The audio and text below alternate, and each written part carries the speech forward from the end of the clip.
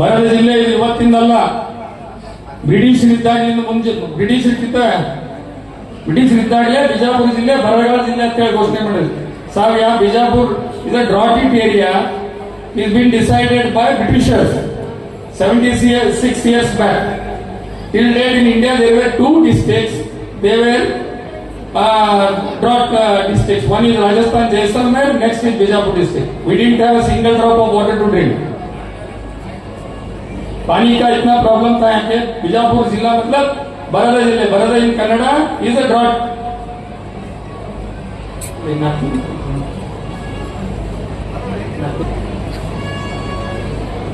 ಈ ಒಂದು ಜಿಲ್ಲೆ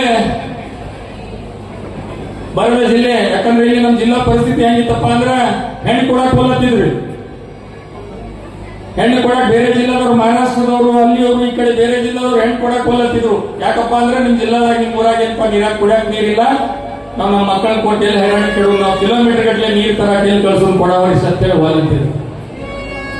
ಬರದ ನಾಡು ಬಿಜಾಪುರ ಜಿಲ್ಲೆಗೆ 2013ರಿಂದ 18ನೇ ಇಸ್ವಿಯಲ್ಲಿ ಇವತ್ತು ಆ ದೇವಿಯ ಆಶೀರ್ವಾದ, ನಿಮ್ಮೆಲ್ಲರ ಆಶೀರ್ವಾದ, ಮಹಾರಾಜರ ಆಶೀರ್ವಾದದಿಂದ ಕರ್ನಾಟಕ ಸರ್ಕಾರದಲ್ಲಿ ಸಿದ್ದರಾಮಯ್ಯ ಅವರ ನೇತೃತ್ವದ ಸರ್ಕಾರದಲ್ಲಿ ಇವತ್ತು ಎಂ ಬಿ ಪಾಟೀಲ್ರಿಗೆ ನೀರಾವರಿ ಖಾತೆ ಸಿಕ್ತು.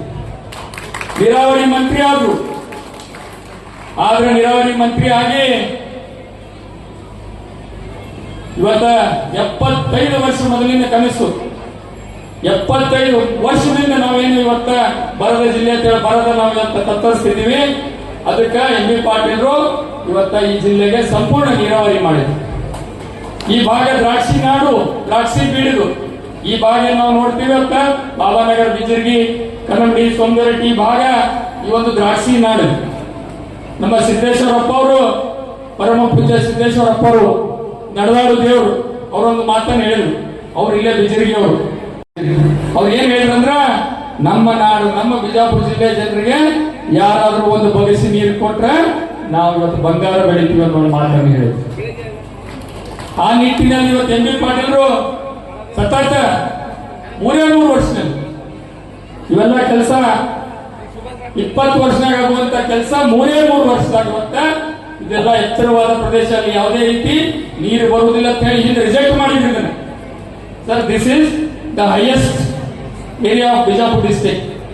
Earlier the engineers whatever they have rejected that not a single height, due to height there is not a single drop of water will come here, but it has been proven now. You can see it's fully irrigated. You can see the aqueduct. And one more thing to tell you, Bijapur district has got the longest aqueduct in Asia. Longest aqueduct in Asia. ಏಷ್ಯಾದಲ್ಲಿ ಅತಿ ಉದ್ದವಾದ ಏನಿದು ಅಕ್ವಾಡಕ್ಟ್ ಎಲ್ಲಾದ್ರೂ ಇದ್ರೆ ಅದು ಬಿಜಾಪುರ ಜಿಲ್ಲೆಯಲ್ಲಿ. ಯಾರು ಮಾಡಿದ್ರೆ ಇವತ್ತು ಸಿದ್ದರಾಮಯ್ಯ ಅವರ ನೇತೃತ್ವ ಸರ್ಕಾರದಲ್ಲಿ ಎಂ ಬಿ ಪಾಟೀಲ್ ಮಾಡಿದಂತ ಒಂದು ಯೋಜನೆ.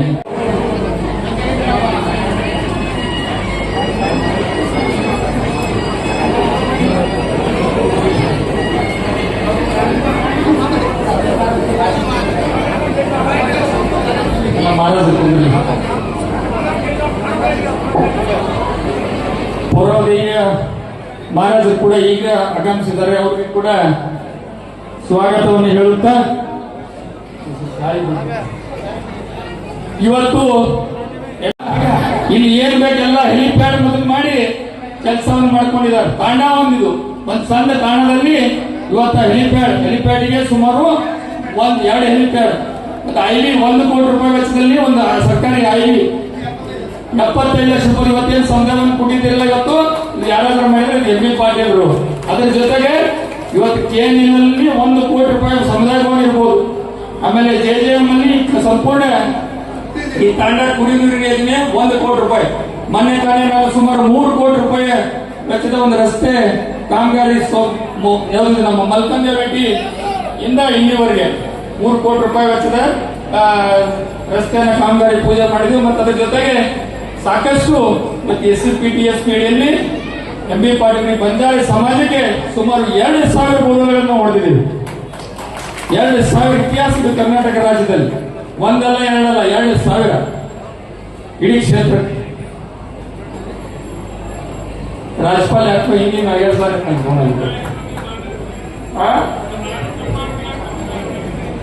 ಅದರ ಜೊತೆಗೆ ಸಂಪೂರ್ಣ ಎಲ್ಲಾ ಮತಕ್ಷೇತ್ರದ ಎಲ್ಲಾ ತಂಡದಲ್ಲಿ ಇವತ್ತು SCPT SPD ಸಮುದಾಯ ಭವನಗಳನ್ನು ನಿರ್ಮಿಸಲಾಗಿತ್ತು. ಗುರುತೈತೆ ಎಲ್ಲರಿಗೂ. ಇದು ನಮ್ಮ ಬಿಜಾಪುರ ಜಿಲ್ಲೆದಾಗ ಇನ್ನೊಂದು ಏನಂದ್ರೆ ಅದಕ್ಕಿಂತ ಅನೇಕ ಕೆಲಸ ಹೇಳಕತ್ರೆ ಈಗ ಸಮಯದ ಅಭಾವ ಐತಿ. ಒಂದು ಲಿಸ್ಟ್ ಮತ್ತೆ ಓದ್ಕೋತ್ ಕೂತ್ರೆ ಅದೇ ಅರ್ಧ ತಾಸು ಆಕೈತಿ, ಬೇಡ. ಅದಕ್ಕಿಂತ ಒಂದು ಮುಖ್ಯವಾದದ್ದು ಏನಪ್ಪಾ ಅಂದ್ರೆ ಈ ಮಾತು ಯಾಕೆ ಹೇಳಿದ್ದೀನಿ ನಾನಂದ್ರೆ, ಈ ಮಹಾರಾಜರ ಆಶೀರ್ವಾದ, ಈ ದೇವಿ ಆಶೀರ್ವಾದ ಹೆಂಗದ ಅಂದ್ರೆ, ನೀರಾವರಿ ಟ್ರಯಲ್ ಮಾಡಿದ್ರು ಫಸ್ಟ್ ಸರ್ಕಾರದಿಂದ. ಸರ್ 16 ಕೆರೆ ತುಂಬು ಯೋಜನೆ ತಗೊಂಡ್ರು ಮೊದಲು ಹೋರಾಟ ಮಾಡಿ. ಆ ಕೆರೆ ತುಂಬು ಯೋಜನೆ ಫಸ್ಟ್ ನೀರು ಎಲ್ಲಿ ಬರ್ತಂದ್ರೆ ಸೌಂದರ್ಯ ನೀರು ಬರ್ತದ. ಟ್ರಯಲ್ ಮಾಡಿದಾಗ ಸೌಂದರ್ಯ ನೀರು ಬಂತು. ಸೌಂದರ್ಯ ಅವ್ರ ಮೇಲೆ ಎಲ್ಲರ ಮೇಲೆ ಏನೊಂದು ಅಪಾದನೆ ಐತಿ. ಎಲ್ಲ ಆಜು ಬಾಜು ಊರವ್ರು ಅಂದ್ರೆ ಅವ್ರು ಏನ್ ನೀರು ನಾವು ಬೇರೆ ಮುಂದೆ ಬಿಡ್ಲಿಲ್ಲ, ಎಲ್ಲ ಅಲ್ಲೇ ಹಿಡ್ಕೊಂಡ್ ಬಿಟ್ರ ಅಂತ ಹೇಳಿ ನಾವು ಮೊನ್ನೆ ಸರ್ಕಾರಿ ನಮ್ಮ ಮನೆ ಹೇಳಿದ್ರು, ಬೇರೆ ಊರಿಗೂ ಸ್ವಲ್ಪ ಮುಂದೆ ನೀರು ಬಿಡ್ರಿ, ಸೌಂದರ್ಯ ಅವ್ರು ಮುಂದೆ ನೀರೇ ಬಿಡುದಿಲ್ಲ ನಮ್ಗೆ ಅಂತ ಹೇಳಿ ಜಗಳ ತೆಗಿತಾರ ದುಡ್ಡು ಅಂತ ಹೇಳಿ. ಸೊ ಇಂತ ಒಂದು ಯೋಜನೆಗಳು MB ಪಾಟೀಲ್ ಮಾಡಿದಾರ, ಅವ್ರು ಬರ್ಬೇಕಾಗಿತ್ತು. ನಮ್ಮ ಬಲೇಶ್ವರ ಕ್ಷೇತ್ರದಲ್ಲಿ ಲಿಂಗಯ್ಯಾಳದಲ್ಲಿ ಒಂದು ಫುಡ್ ಪಾರ್ಕ್, ಸುಮಾರು 300 ಎಕರೆದಲ್ಲಿ ಒಂದು ಫುಡ್ ಪಾರ್ಕ್ ಒಂದು ಪ್ರಾರಂಭ ಮಾಡಿದ್ದಾರೆ. ಅಲ್ಲಿ ಒಂದು ಕೈಗಾರಿಕಾ ಅಂದ್ರೆ ಲುಲ್ಲು ಗ್ರೂಪ್ ಅಂತ ಹೇಳಿ ಒಂದು ದೊಡ್ಡ ಗ್ರೂಪ್, ಅಲ್ಲಿ ಒಂದು ದೊಡ್ಡ ಘಟಕ ಹಾಕುವ ಒಂದು ಒಪ್ಪಂದ ಕೂಡ ಅವ್ರು ಮಾಡ್ಕೊಂಡಿದ್ದಾರೆ. ಅದ್ರ ಜೊತೆಗೆ ಬಿಜಾಪುರ ಜಿಲ್ಲೆಯಲ್ಲಿ ಒಂದು ಸುಜಲಾನ್ ಅಂತ ಹೇಳಿ ತಾವು ನೋಡಿರ್ಬೋದು, ಇದು ವಿಂಡ್ ಮಿಲ್, ಅದು ಘಟಕ ಕೂಡ ಪ್ರಾರಂಭ ಮಾಡುವಂತ ಅಂತ ಒಂದು ಫ್ಯಾಕ್ಟರಿ ಒಂದು ಕೂಡ ಇಲ್ಲಿ ಒಪ್ಪಂದ ಮಾಡಿದ್ದಾರೆ. ಇವೆಲ್ಲ ಯಾಕಪ್ಪ ಅಂದ್ರೆ ನಮ್ಮ ಯುವಕರು, ಸಾಕಷ್ಟು ಯುವಕರಿದ್ರೆ ಅವ್ರಿಗೊಂದು ಎಂಪ್ಲಾಯ್ಮೆಂಟ್ ಸಿಗೋದಕ್ಕೋಸ್ಕರ, ಅವ್ರಿಗೊಂದು ಉದ್ಯೋಗ ಸಿಗೋದಕ್ಕೋಸ್ಕರ ಇಂಥ ಒಂದು ಯೋಜನೆಗಳನ್ನು ಅವರು ಒಪ್ಪಂದ ಮಾಡಿದ್ದಾರೆ. ಇನ್ನು ಬರುವ ದಿನಮಾನಗಳಲ್ಲಿ ಇನ್ನೂ ಹೆಚ್ಚು ನಮ್ಮ ಉದ್ಯೋಗ ಬಿಜಾಪುರ ಜಿಲ್ಲೆಗೆ ತರುವಂತಹ ಪ್ರಯತ್ನ ಅವರು ಮಾಡ್ತಿದ್ದಾರೆ. ಈಗಾಗಲೇ ತಾವು ಸಮಯ ಆದ್ರಿಂದ ಈ ಬಂಜಾರ ಸಮಾಜದ ಮುಖ್ಯವಾದದ್ದು ಹೇಳದೆ ಬರ್ತೇನೆ ನಾನು ಇವತ್ತು. ನಮ್ಮ ಬಿಜಾಪುರ ಜಿಲ್ಲೆಯಲ್ಲಿ ಒಂದು ಹಮೂಲಲ್ ಗುಡಿಯ ಒಂದು ಬೇಡಿಕೆ ಬಹಳ ಇತ್ತು.